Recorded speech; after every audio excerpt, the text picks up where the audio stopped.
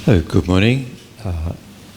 I'd like to begin this first session of our final weekend course together with the meditation on loving kindness that we have done before, remembering the kindness of mother, father, family, friends, and so on, and generating our mind in the aspect of loving kindness towards those close to us and those distant from us. I think we have to constantly remember that the positive attitudes of mind that in Buddhism that we train our mind to have are not just the intellectual knowledge of good to be generous, good to be patient, good to be compassionate, kind, and so on. But it's an actual attitude of mind, it's a state of mind that takes over the whole mental consciousness. So we have to cultivate the habit of, they use the term generating the mind, even a synonym for conventional bodhicitta is mind generation. So the generation means actively cultivating or developing our mind in this positive aspect towards others or to whatever the object is. So when we do the meditation on remembering mother's kindness, father's kindness, and so on, there is our mind is, it's visualizing, it's imagining. We can't remember when we were little babies how our mother was kind to us, but we can infer that happened.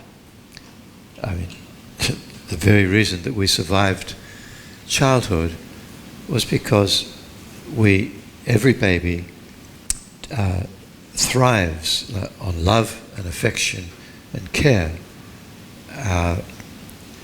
because they won't totally die, or some could, but to have some sort of reasonable, balanced, stable personality is very much dependent upon the love and the attention we receive as children. But we've forgotten. But it happened. So as we reflect upon kindness of mothers in general towards children, whether they're human mothers or animal mothers, it's a reality. And it's a natural attitude, the protectiveness and the care and the affection of the mother towards the child. It's not something that's religious, something that comes from following a particular religion or philosophy. It is a natural state of the mind, whether you're human, whether you're animal, whatever realm you're born into, there's this natural affection. However, because of our self-centered ignorance, as we grow up, we become so self-centered in our attitude towards others, grasping, greedy, wanting more, and aggression, and so on. And so, being completely involved in what I want and what I don't want, we actually inhibit our natural capacity for love. It's even like we're seeking our life partner, then we're quite reserved in giving love. One reason is that we've done it before and we've been rejected or abandoned, and we feel hesitant about exposing ourselves. Well, what we imagine is exposing ourselves to the danger of further rejection. That the person does not reciprocate the the love that we express towards them. So we're inhibited. And so we suppress this natural love. So the meditation on loving kindness very much needs to dissolve away those psychological inhibitions to be our natural self. And we have to realize that being our natural self is not exposing ourselves to danger. The pain that we feel when nobody will love us, or somebody loves us and then rejects us, the pain is not from their rejection or their simply not loving us. The pain is self-created, inasmuch as we live with this false image of true real me, who is going through life, and true real me experiencing this, experiencing that, and so always craving, wanting, so self-conscious, so sensitive. We don't realize that the self we imagine ourselves to be in our self-consciousness is a figment of our imagination. Nevertheless, not knowing that, we become inhibited. And Lama Zopa Rinpoche, I'm giving the example. You have a couple, and married couple, raising family, etc. And one of them starts having an affair with somebody else, but the other one doesn't know it, completely unaware. And the one who has an affair is directing his or her love towards another person and has stopped loving their married partner. This can go on for weeks, months, even years. And the one who is unaware is quite happy, living life and doing what needs to be done. But then one day they discover that their partner, their spouse, has an affair and is not interested in them and is loving somebody else. And upon that discovery, then they completely fall apart. Completely. Despair, misery, self-pity, anguish, even to the point of suicide. So, Lama Zopa made the point that their partner, who had gone off, who had having an affair with somebody else, had stopped loving them 2 years previously. But unaware of that, they'd been balanced and lived their ordinary life. So the one who's totally fallen apart, feels rejected and abandoned, they instantly blame their partner for rejection and everything as the cause of the problem. But if that was so, then the pain and despair would have been experienced 2 years previously. But it wasn't. So the totally distraught, miserable mind, the source came from oneself, from the shattering of our self-image, because the self-image that we live with and consider to be the real me, the self-confidence, the high self-esteem, is cultivated in dependence upon others. As little babies, our self-conscious is cultivating dependence upon the love and kindness of mother.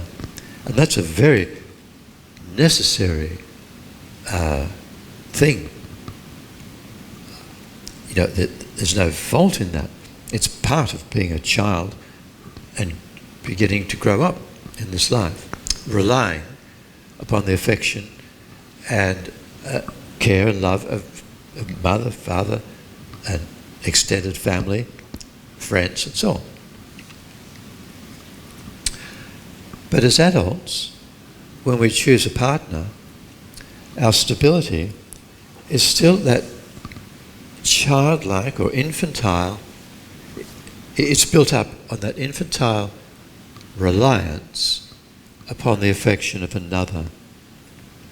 Now, our soulmate or our partner. And so, what has happened is that we are completely dependent upon the constant affection of others, in particular, our partner. Like a child is completely dependent on the mother's love. But, as I've said before in these talks, children also depend upon the milk from the mother's breast for their physical growth, but they're weaned from the breast. But as we grow up, they're not completely weaned from their mother's heart, from mother's love. And as adults, as long as we rely upon the affection of others, we still haven't been weaned from the initial requirement for love and affection. So we are always, we don't know this, but we're always living under the threat of not getting the external attention, love, affection that we crave. And we can live our whole life and die still craving the affection and kindness of others. So what it means to be weaned from the need for the love and affection of mother, father, family, friends, partner, is to generate, now we're getting back to generate our mind in this outgoing, healing, blissful energy of loving kindness and consciously direct it towards others. Without worrying whether it's reciprocated by another or not. And it often isn't. That as much as we feel genuine fondness and kindness and love towards others, they criticize us. Parents see it with their children. The children, again, that's part of growing up. Rejecting mum and dad, and, trying to establish your own independence in life. And even, I think, part of that feeling of need to establish independence is some subconscious recognition that I still rely upon mum and dad. I need, well, not only for their love, but as we grow older, for the money that's in their wallet, the material support. And probably, maybe a conscious or even a subconscious feeling of this isn't right. I'm not the independent person that I want to be. The independent, self-sufficient person that I know I can be, but somehow, and there's this reliance, and almost we feel resentment towards mum and dad for this connection. And of course, it gets complicated, doesn't it? Because mum and dad's ego, their self-importance, the sense of self-esteem is invested in us, in their children. And so they want their children to do what they think the ideal child should do.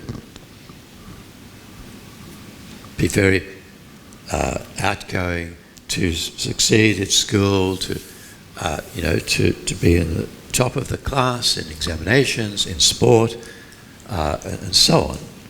And so there's this subtle, and sometimes not so subtle, overt pressure from mum and dad to manipulate the child to conform to their projections of what my child should be like. So there's incredible conflict, isn't there? So much conflict between the child's mind and the parent's mind, and it can be completely shattering for family relationships. So in the Buddhist path, Buddha said we have to wean ourselves from the need for the affection. And how do we do it? By generating the power and energy of genuine love and affection radiating from our mind towards others. In that way, then we're self-sufficient. That gives us so much confidence, so much capacity to deal with the things that go wrong in life, in whatever situation we're in. So this meditation is so important because we train in generating our mind in the aspect of love, and we visualize it as blissful white light filling our body and so on. So as you do the meditation, really don't do it intellectually, but do it with feeling in your heart that it's actually happening. All right. Okay, so sit comfortably with your back straight, hands resting in your lap. And this meditation also is the motivation for participating in the whole weekend's discussion of the 12 links. So begin by focusing your whole attention on the coming and going of your breath at the nostrils. Don't follow distracting thoughts, merely observe them arising, and then if you don't pay attention to them, they also fade away into the recesses of your mind. And your clear attention should be held on the sensation of the air entering and leaving your nostrils with each breath.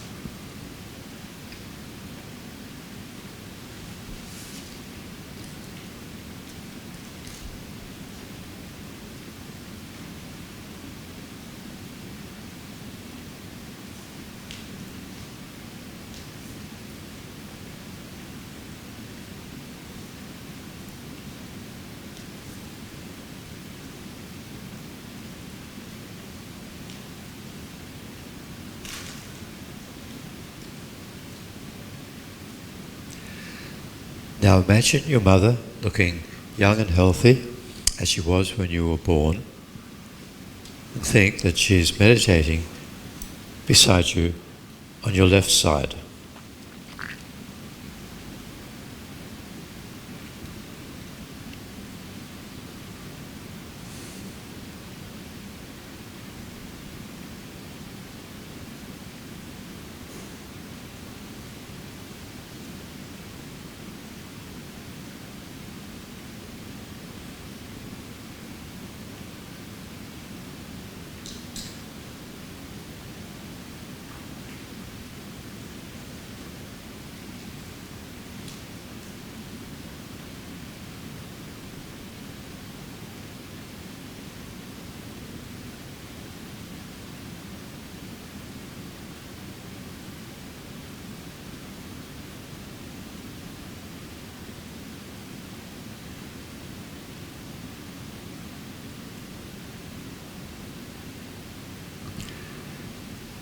Then think of how you yourself, when you were born, were a helpless baby, frightened of all that's happening outside, not knowing what's going on. And your sole refuge was your mother. The sound of her voice, the touch of her body brought calm to your mind. She was your protector. She was your nurse. She fed you. She cleaned you. Was always there when you needed her. And as you were growing up, she taught you how to walk, how to talk, how to enjoy your five senses. And all of the energy that she invested upon you, all that she required was your smiles and laughter. So think of your relationship with your mother when you were very young, of her kindness towards you. And as you do so, feel the warmth of love towards her arising in your heart, a blissful, warm feeling. Imagine appearing as light, pouring out from your heart.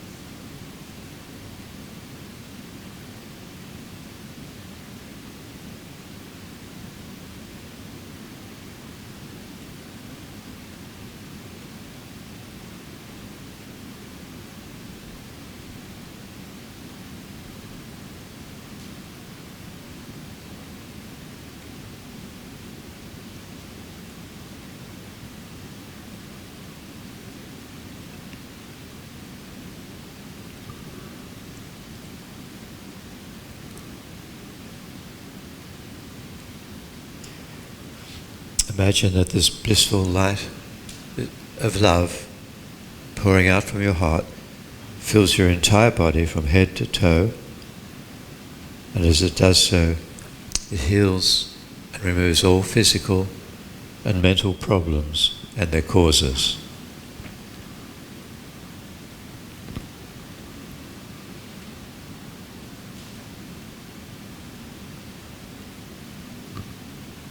If you have a particular illness with an organ, lungs, heart, kidneys, liver, whatever, specifically, it totally washes away that illness and its causes.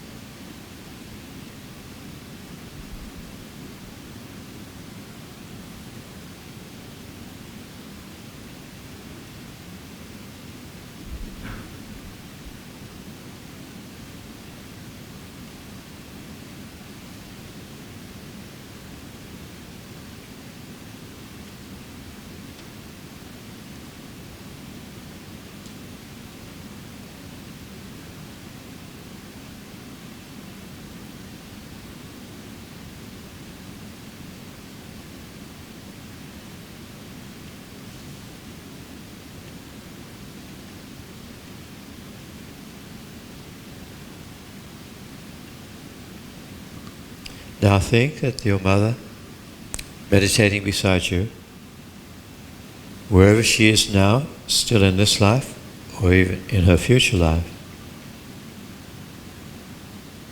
you have direct communication with her, heart to heart, and you send a stream of this blissful, healing light of love from your heart to her heart, so that her body too, in real time now, becomes filled with that nectar, that light of love, and all physical and mental problems that she may have are totally washed away and brought to an end, and she experiences great peace and happiness.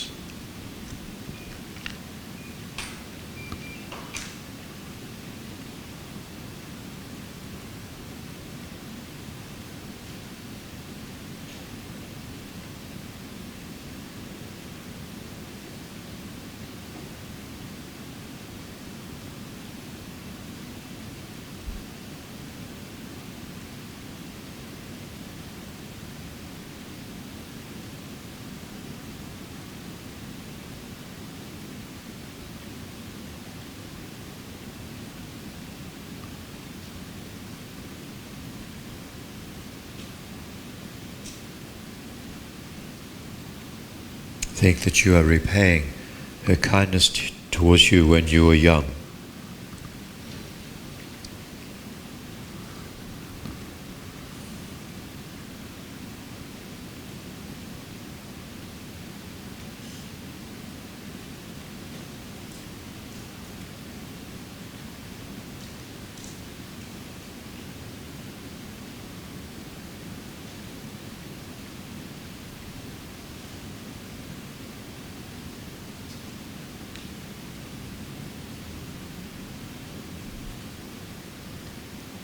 Now imagine your father, young and healthy, as he was when you were born, meditating on your right. And similarly, think of all that he's done for you, his kindness, and then send a stream of the blissful, healing light of love to him, so that wherever he is now, you have heart-to-heart communication,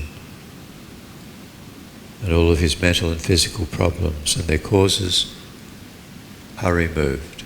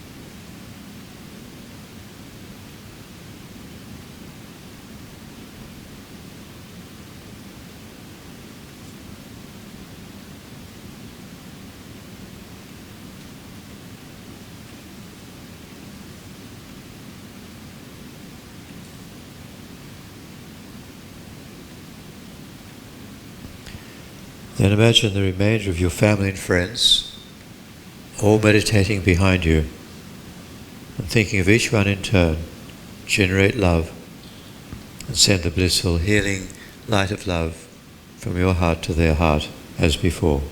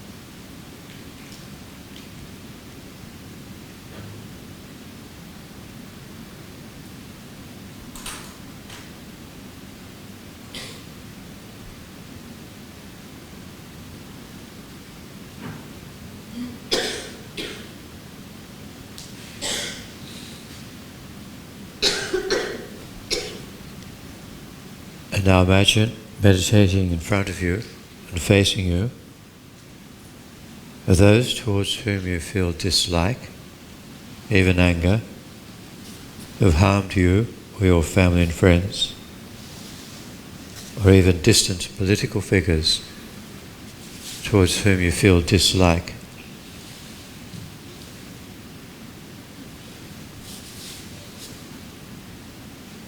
And then understanding that from their side, their minds are totally out of control, self-centeredness, anger, attachment, and so on,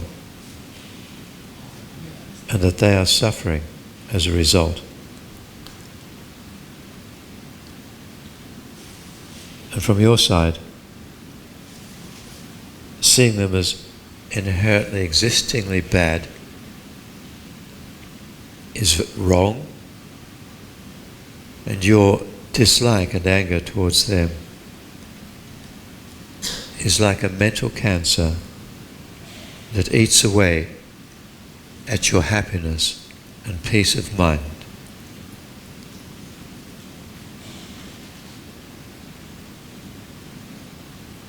As long as you dislike someone, you can't ever be truly peaceful.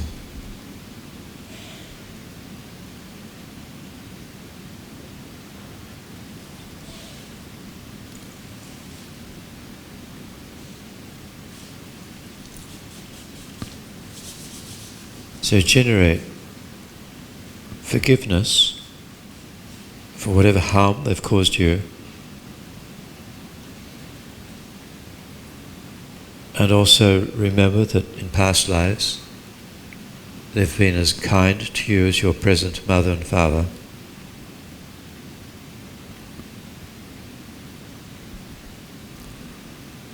And then send streams of the blissful healing nectar of love from your heart to their hearts as well.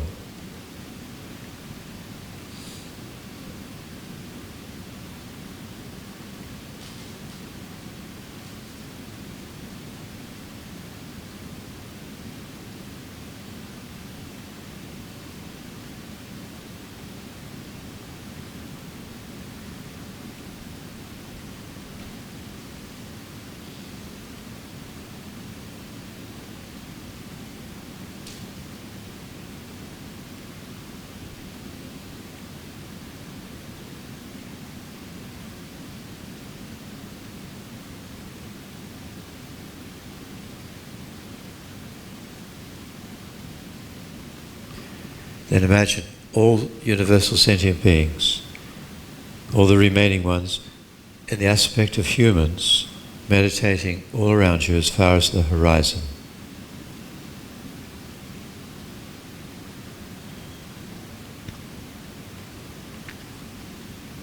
And aware that at different stages in your past lives, they've all been your mother and father countless times.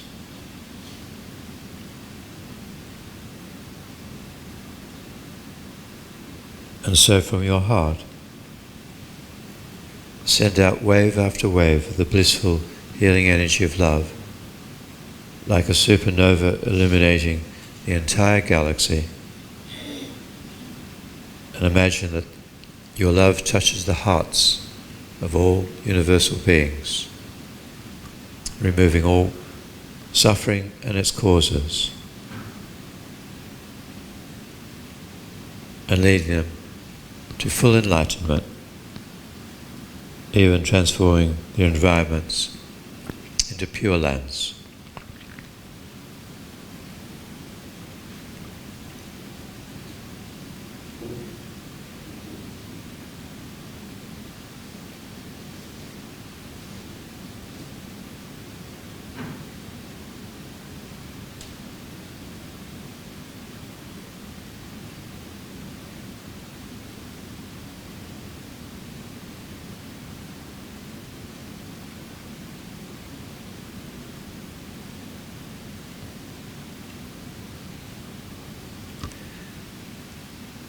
Then finally think that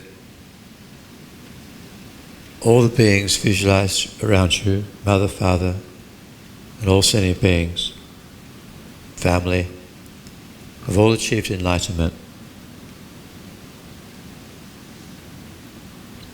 Their pure environments melt into light and absorb into them, and they all melt into light, becoming oneness with the Dharmakaya, omniscient wisdom body of a Buddha, of Buddhahood.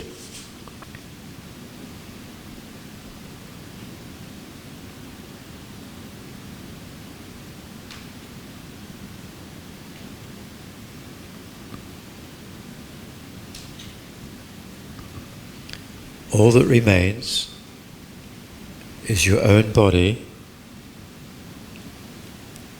floating like a bubble in empty space. The ordinary outline is there, but inside is filled with the blissful light of universal love.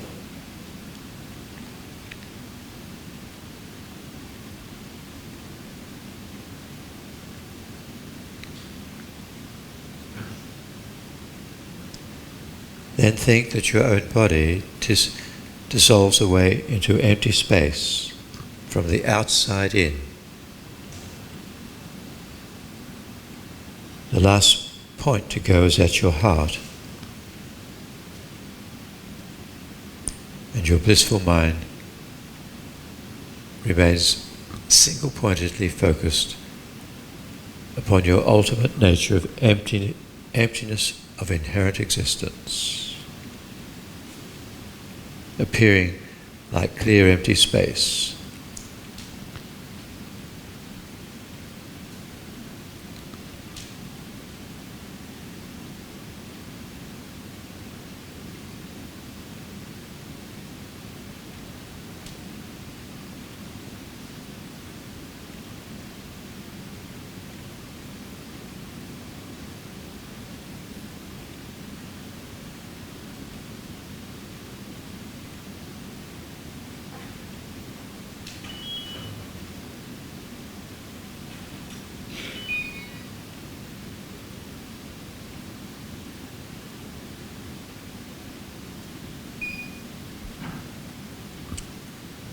Then within that clear space of emptiness, your mind appears in the form of bodhicitta,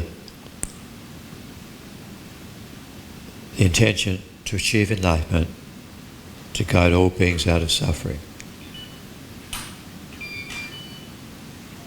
So that energy of bodhicitta appears as light,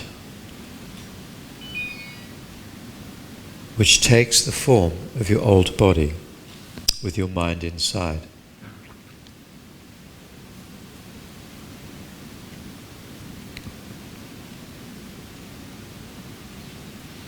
And think that your old body and mind, derived from karma and disturbing emotions, has gone forever.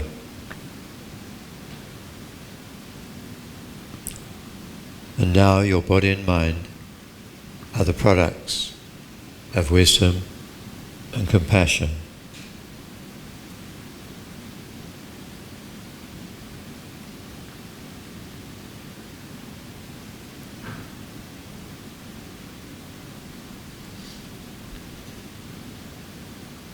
So that the entire purpose for your existence, for your life, everything that you think, do and say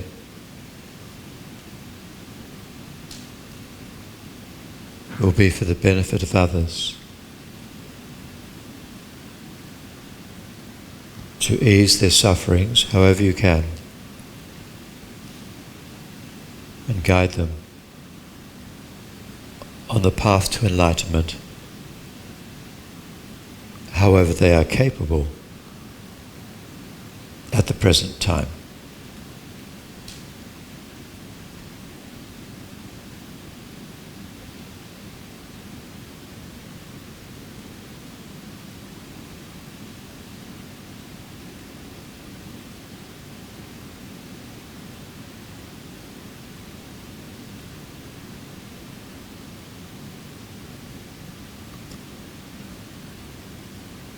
So maintaining your mind in the aspect of bodhicitta, you can now gradually relax and stop the meditation.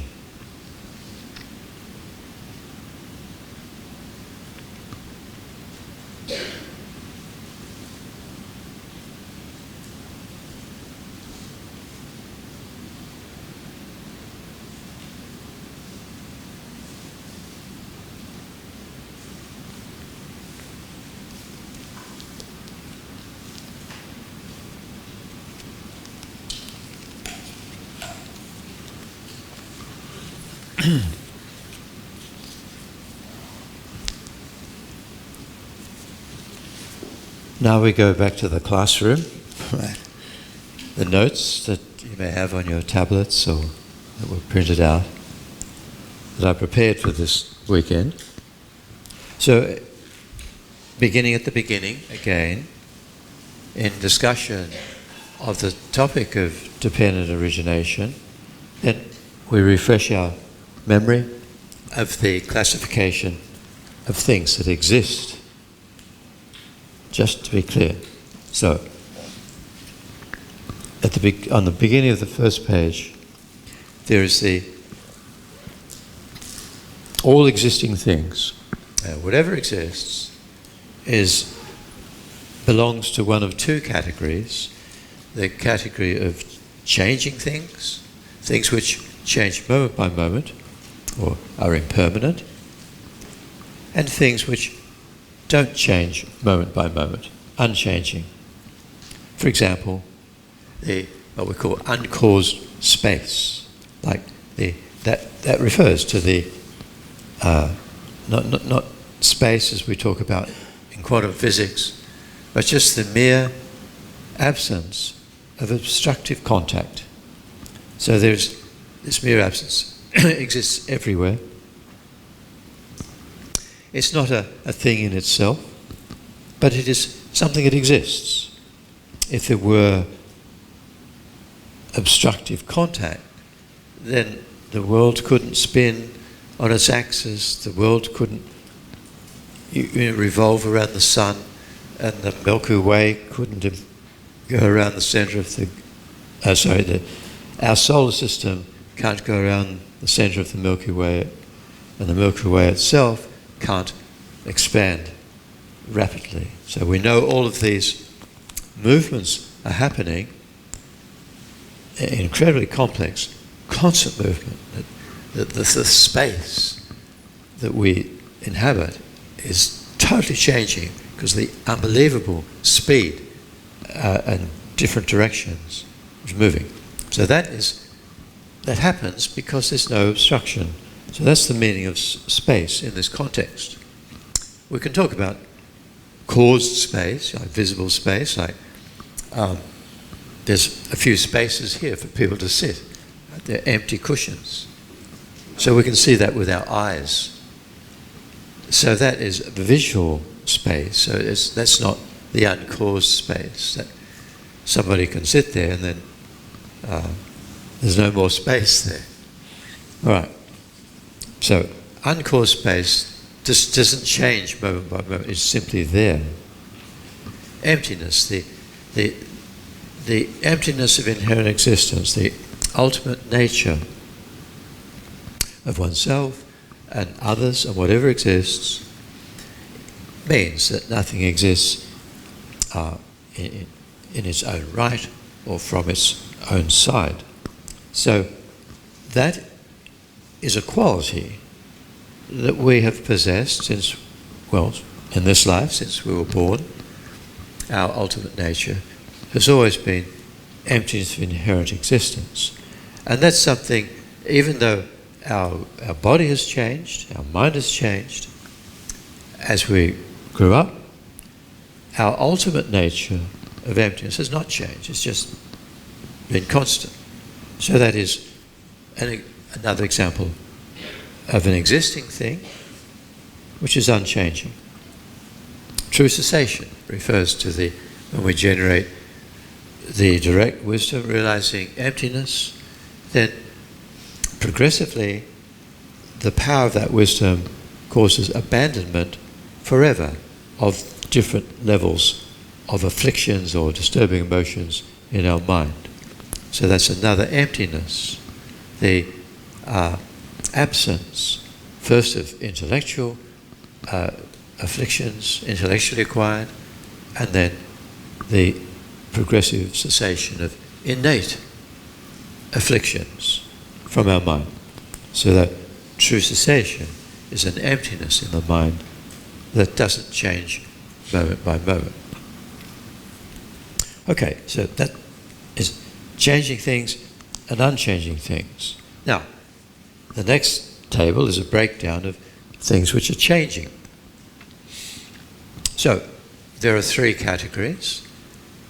The whole physical world, which includes not just atoms and molecules, but the energies, electric, magnetic, radiation, gravity, and so on. And even what in quantum physics refers to the quanta of space. There's a particulate characteristic even of space. And in Buddhism agrees. His Holiness often refers to space particles, the most, refined, the most minute, the most simple manifestation of form of the physical world.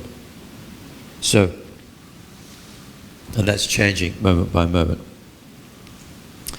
So, at a more gross level, the physical world includes our bodies, the objects of our five senses, sights, shapes, and colours, sounds, smells, tastes, and tangibles. The sense powers refers to more subtle physical matter, like related to the retina, the eye, the particular nervous constructions with our ears which enable our ear organ to perceive sounds, as well as the connection with the brain. And so similarly, smell, taste and touch, they have this subtle nervous system capable of responding and enabling the mind to be aware of the sensory world. So that's what we call the sense powers. Then a third category of physical things are forms, which is a general term for physical things, which are only, they can't be perceived by the five senses, but our mental consciousness can be aware of them, such as a single atom, atomic particles, etc. Cannot be seen by the eyes, but they can be inferred by mental consciousness, so conceptually and correctly, and even if we develop the power of our mind through meditation, it can actually perceive directly atoms. Vows. This is in the higher school, the Prasangika school. When we take a vow, like a virtuous vow to avoid killing, stealing, lying at a lay level or as an ordained level, the verbal activity of reciting a vow and saying, I will keep this vow, establishes a change in a subtle physical form. Maybe it's something like people talk about an individual's aura. That, I mean, I don't see auras, but I mean, we paint them. Look, we've got auras around all the Buddhas. As Chinray's got, Chinray's got his aura. So an aura is something which exists. I haven't heard it specifically said by the teachers. May well be, I don't know. But in taking a vow, we have subtle physical form. Perhaps an aura is one aspect of that. And establishing a vow creates a change in that, such that as long as we maintain the vow, that physical change becomes the cause for the constant creation of positive karma of keeping the vow. Like if we don't have a vow to not kill, then we only create the positive karma of not killing when there's a situation where there's an impulse or an opportunity to kill the sentient being, but we refrain from doing it. Then we create the positive karma of not killing. If we have the vow to not kill, then 24 hours a day, as long as we keep the vow, we accumulate the positive karma of not killing, or stealing, or lying, or sexual misconduct, whatever vows we have. So that is due to this subtle physical form. Right?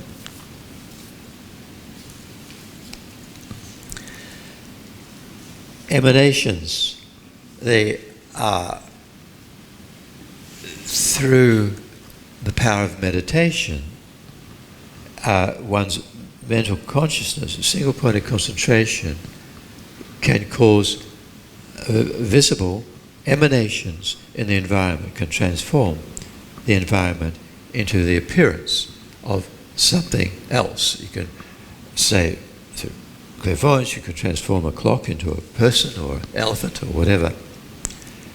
And that is a functioning thing for as long as the power of consciousness is causing that to happen. So that's another example of physical form. I've mentioned space already, the physical changing space, not the unchanging space. Okay, physical things. Mental things, our main minds, our main types of consciousness, eye, ear, smell, taste, touch consciousness, and the sixth sense, mental consciousness, these are changing moment by moment, as well as the mental factors, the whatever is existing at the time of our awareness. Every feeling of happiness, unhappiness, pleasure, pain, our neutral feeling, and our knowledge, our memories, all our disturbing emotions, anger, selfishness, attachment, our constructive emotions, love, compassion, generosity. These are what we're mental factors, and these are changing moment by moment.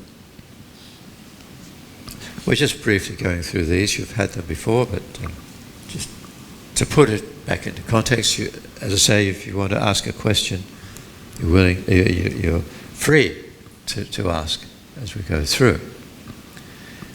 The final category of changing things is products, things which arise, in dependence upon cause and conditions, which are neither body nor mind. So this category underneath with the says that these are produced things that are neither body nor mind, which are designations to states that allow for the aggregation of causes and conditions and for the production, abiding and cessation of products. So what are we talking about? Well, there are two categories. One is persons. So we all agree that there are so many persons in this room. We can count the appearance of bodies and say, yep, there's 20, 30, 40 persons. But where is the person? When we point to the body, are we pointing to the person? So we check up, and although we can identify a person's name by the appearance of the body, that face, that physical shape, there's nothing within it which is the person in his or her own self. We cannot locate the person. So the person is not the body. Most of the parts of the body can be chopped off and we can live without them, or we can even transplant somebody else's heart or lungs into this body. It's still the same person. So, person's also not the mind. We think about all the awareness, the characteristics of an individual's mind. Yes, we can recognize a person's through their sense of humour or their knowledge or the way they speak. The words they speak come from their mind. But all of those mental qualities, there is nothing which is the person in him or herself. So a person exists for sure. But when we check out on what is suitable to be called the person, the body and mind, is common, nothing can be found to be the person. So persons belong to this category of products, things which are arising from cause and conditions, but they're neither body nor mind. The second category is non-persons. So there's a few examples here. It's not exhaustive. There's a few. Acquisition, the accumulation of virtue or the accumulation of non-virtue, or the non-acquisition. So let's say, this person's always been self-centered, angry, and whatever, who happen to meet the teachings, and they think about it, and so they take refuge, and they start to practice Dharma. They may meditate, and their minds become very peaceful. They cultivate virtue, and they, as a person, they become different persons. Even their friends might say to them, "Oh, you're so nice and peaceful these days. What are you taking? What's happened to you?"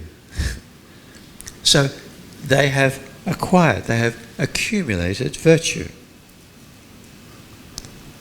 But so that collection of virtue, the actual collection itself, the virtue is karmic imprints. Karmic imprints belong to the category of things which are neither body nor mind. They belong to this category. Generosity and love, virtuous minds, they belong to the mental category. So acquisition of non-virtue, like a good person, can be influenced to become a thief, or a dissolute, live a dissolute lifestyle, and so they can change to being an unpleasant person. So they have an accumulation of non-virtue. So this collection. So that's what acquisition refers to. Next is life. Again, we say life is something which exists, but what is it? How do we determine whether a person, a human person, is alive or not alive? Well, if their eyes are open, or if they're talking, they're conscious. Or if they're not apparently conscious, but their body is warm, they're alive. But if their body is really cold, they're dead. So life is simply the state of warmth and consciousness, which we label life. That this is the we designate life to the combination of warmth and consciousness. Birth, coming to existence, aging, duration, and impermanence itself, moment by moment change. So all of these things, yes, there is birth, there is duration, and there's aging. But although aging can be ascertained by seeing changes in the body and in the mind, but the phenomenon of aging itself is neither physical nor mental. So that belongs to that category. And then region refers to a particular area, like, in India there are the Himalayan region where the geology, the mountains, the waterfalls, the rivers, the snow, as well as the inhabitants, the Himalayan people, and the animals and birds of the Himalayan region are different from those of the lowland regions, near the ocean. So, in this context, the area or the region is something which exists. The Himalayan region. What is it? It belongs to this category of a changing thing. It's a product, but it's neither body nor mind. Anyway, so those are just examples, an interesting list of things which are impermanent, but are neither body nor mind. Okay. Yes, question. Under physical, you have sense objects. Yeah. How is that different from products? How does it differ from products? Sense objects. No, they are products. All changing things are necessarily products. But the third category is products which are neither body nor mind. So, in terms of sense objects, when we talk about the five aggregates, the body aggregate or physical aggregate includes not just this body, but includes the outer environment as well.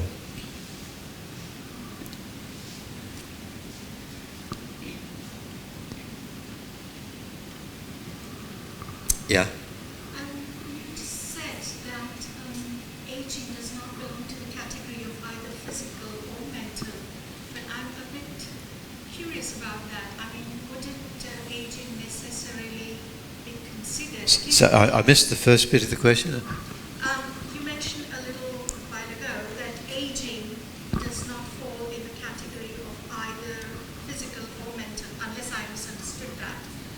So I'm just curious as to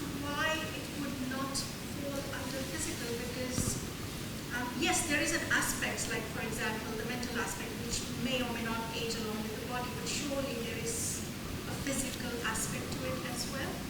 Yeah. The material body ages, so I'm curious why does it fall in that? Certainly, the body and the mind show signs of aging, even so signs of life. But although wrinkles and grey hair are physical, the body, and there's signs of aging, they're not the phenomenon of aging itself. Aging is the general phenomenon of change. Yeah. Is there a reason why the vow cannot be mine? Why the vow Cannot be mine. is not mine? Oh, it's established by the mental action of taking the vow. The intention. But what is referred to in this context is the subtle physical change, the physical vows, this physical change, which is only visible to the mental consciousness, not the eyes. Another one, is called a non-vow. It's like if you are your job is to be a slaughter person who kills the animals at the abattoirs for consumption. Even though you haven't made a vow to kill sheep or fish or whatever it is, by adopting that lifestyle and that job and permanently, that also creates a non-vow. So if you have adopted the job of being a killer of fish, right, because of the change in your subtle form, a fisherman or a slaughter person creates a negative karma of killing animals 24 hours a day. Not only when they're at work, but I'm a slaughterer. Or I'm an executioner of humans. That's my job, that's my role in life. This adopting the role of executioner, they are actually creating negative karma of killing humans 24 hours a day. So sad.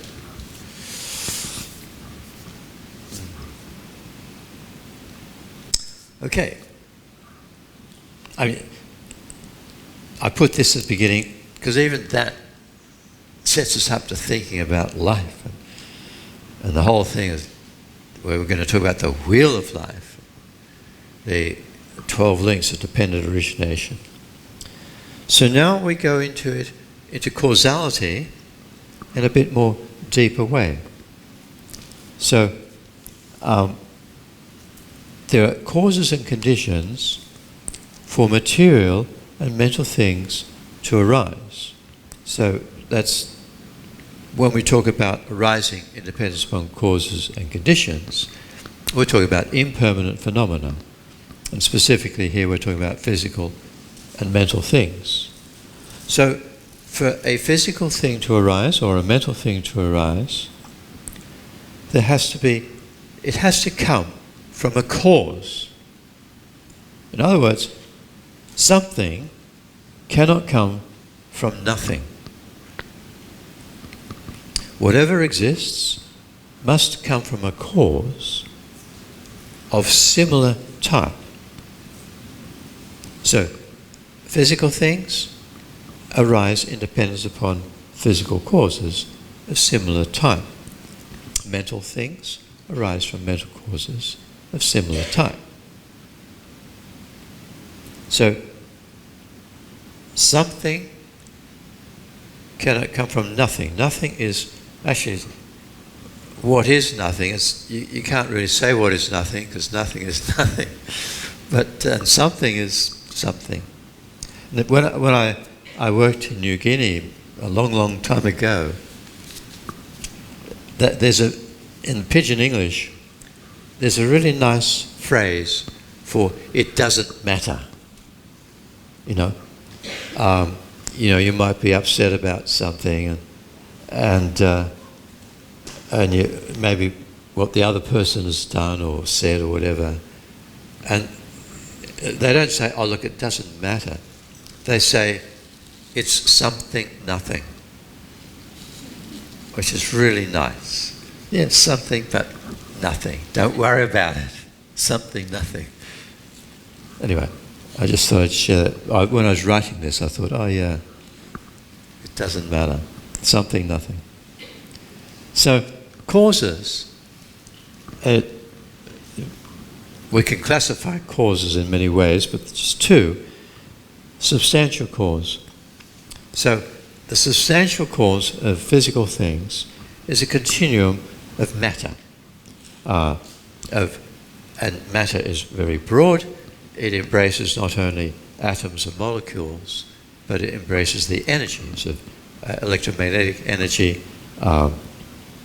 gravitational energy, and so on, which we observe as they belong to the material world. Einstein's formula E equals mc squared talks of the relationship between energy and matter. They're interchangeable. So substantial cause.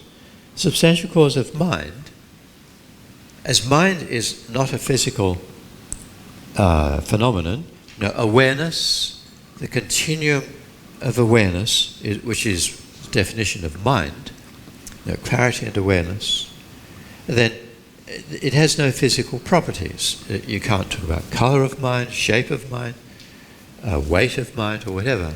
But awareness exists. So its substantial cause has to be something of similar type. Matter does not have awareness. And also awareness doesn't have matter. So the substantial cause of mind, of consciousness, and happiness, unhappiness, etc., cannot be the physical world. But mind exists. Awareness, knowledge, memories exist. So there's the so-called, substance. That's, in English, substance sort of implies something substantial, material. But if we look at in a more broad sense, when we talk about substance or what is the stuff of awareness, what is the substance or stuff of happiness, unhappiness, it is consciousness itself. So we talk about mind being a stream of awareness. So we have a present moment at the present time of awareness. Its substantial cause is the immediately preceding moment of awareness, that moment from the immediate past, which has stopped because everything's changing moment by moment. So as the prior moment of consciousness stops, it becomes the substantial cause for the present moment of awareness. And when the present moment of awareness ceases, as it inevitably will, because it's an impermanent phenomenon, it becomes the substantial cause for the future moment of awareness. So,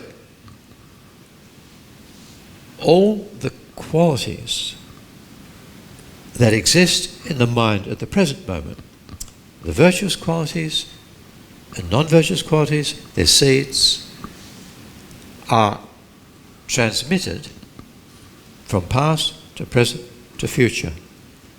And so you have a continuum, and you could say it's the same mind stream overall, but it's an ever-changing mind stream.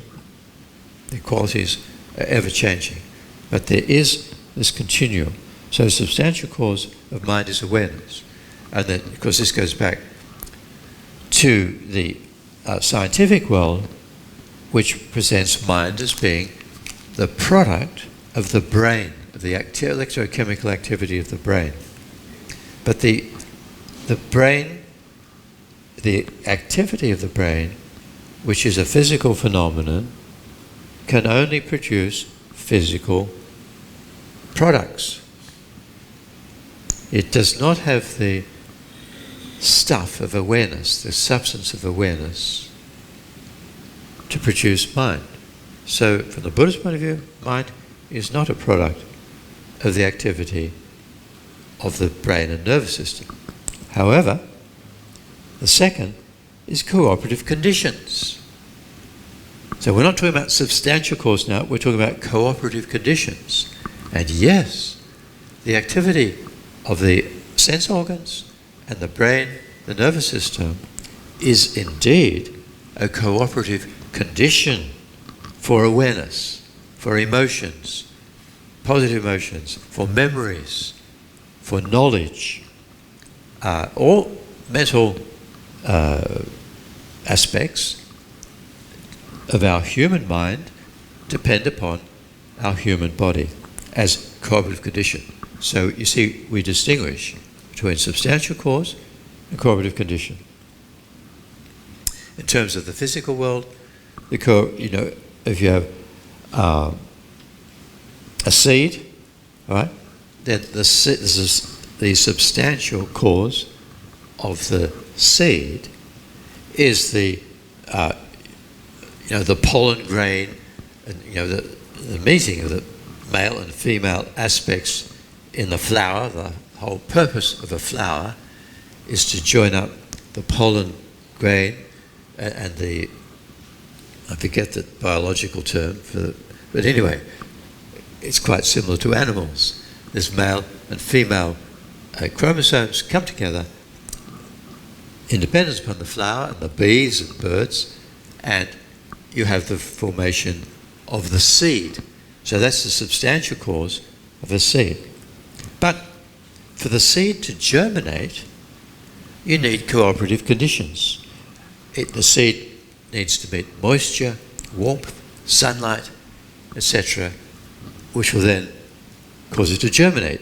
If it's kept in the dark, no light, no moisture, no warmth, it will not germinate. It needs these cooperative conditions. Cooperative condition for anger is the seed of anger in the mind, and then the object of at some meeting through karma, an unpleasant object, anger. Cooperative condition for attachment is meeting a pleasing object, and so the mind generates attachment. It's a cooperative condition. All right, so substantial cause and cooperative conditions. Okay, all right. Then, so things, impermanent things, depend upon causes, and so they're results. Cause gives rise to the result, and in giving rise to the result, the cause ceases. And because the result is only momentary, it's impermanent, it becomes a cause, in turn, of a future result. So impermanence is the second thing. If you don't have this quality of moment by moment change, then nothing can produce a result.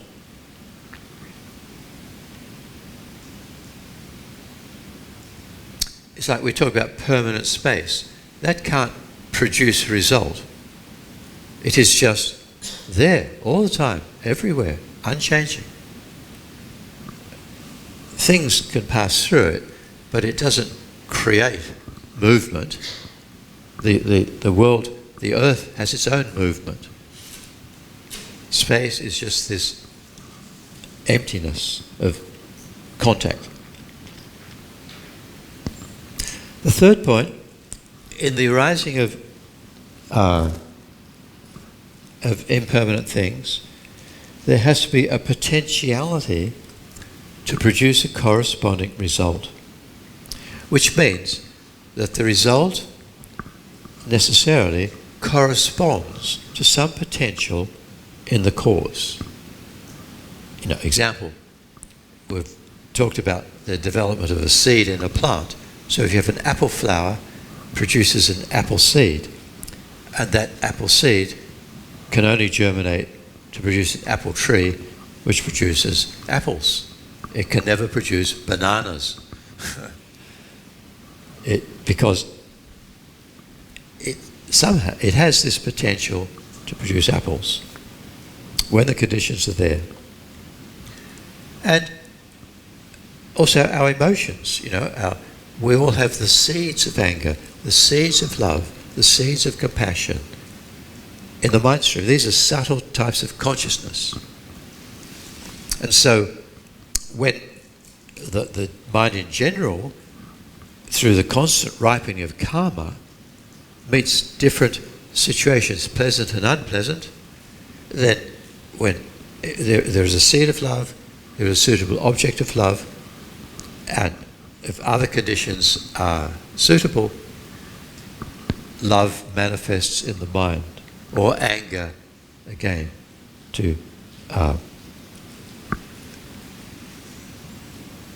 manifest in the mind in those situations. If there is no seed of anger, even in the face of harmful experiences, no anger can arise. There is no potential. There is no anger. And what is the situation when there's no anger? It's not when anger is suppressed. Like if you meditate and you generate the form or formless realm absorptions, all disturbing emotion, afflictions are suppressed, and they cannot manifest in those states, meditative state or a rebirth state, but the seed's still there. And when their karma ceases for that form or formless realm rebirth, they're reborn in the desire realm, and they still have the seed of anger, so the affliction can manifest when the situation is there. So the only time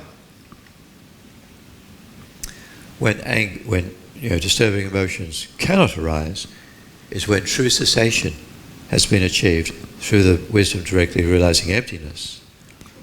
And so if there are no seeds of anger, anger cannot manifest in the mind. Of course, we know there are levels of anger. There's gross and medium and subtle, break it down. So gross anger can't arise. Subtle anger can arise. Up until you become a bodhisattva on the 8th ground, then you have no more afflictions. I think His Holiness has once said, a long time ago,